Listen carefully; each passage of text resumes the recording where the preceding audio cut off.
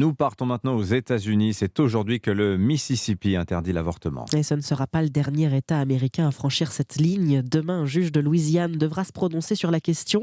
S'il l'autorise, la nouvelle loi y sera l'une des plus restrictives du pays. L'IVG totalement interdit, même en cas de viol et d'inceste.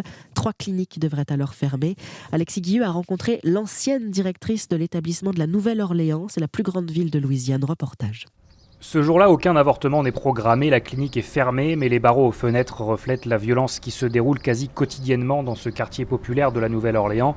Amy Irving représente une équipe traumatisée par la décision de la Cour suprême. Quand l'annonce est tombée, il y a eu beaucoup de larmes. Personnellement, j'ai pleuré, je me suis soudainement sentie vulnérable, comme cela ne m'était jamais arrivé. J'avais l'impression que l'on me dévisageait parce que j'étais une femme. Seules 3 cliniques proposent encore des IVG en Louisiane. 7000 personnes ont pu y avorter l'an dernier. Si la nouvelle loi entre en vigueur, l'État sera l'un des plus isolés du pays. Il faudra voyager des centaines de kilomètres pour pouvoir avorter. J'ai l'impression que beaucoup de personnes qui étaient à l'écart sur cette question de l'avortement se sont soudainement réveillées. J'ai parlé à des amis qui sont très inquiets pour leur fille et qui envisagent de quitter la Louisiane.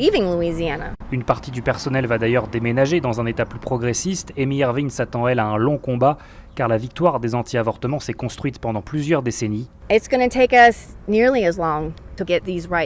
Il va nous falloir presque autant de temps pour récupérer ces droits, dit-elle en lançant un appel aux dons. Objectif, renforcer le filet de sécurité pour les familles de Louisiane, le 2e État le plus pauvre des États-Unis. La Nouvelle-Orléans, Alexis Guilleux, Europe 1.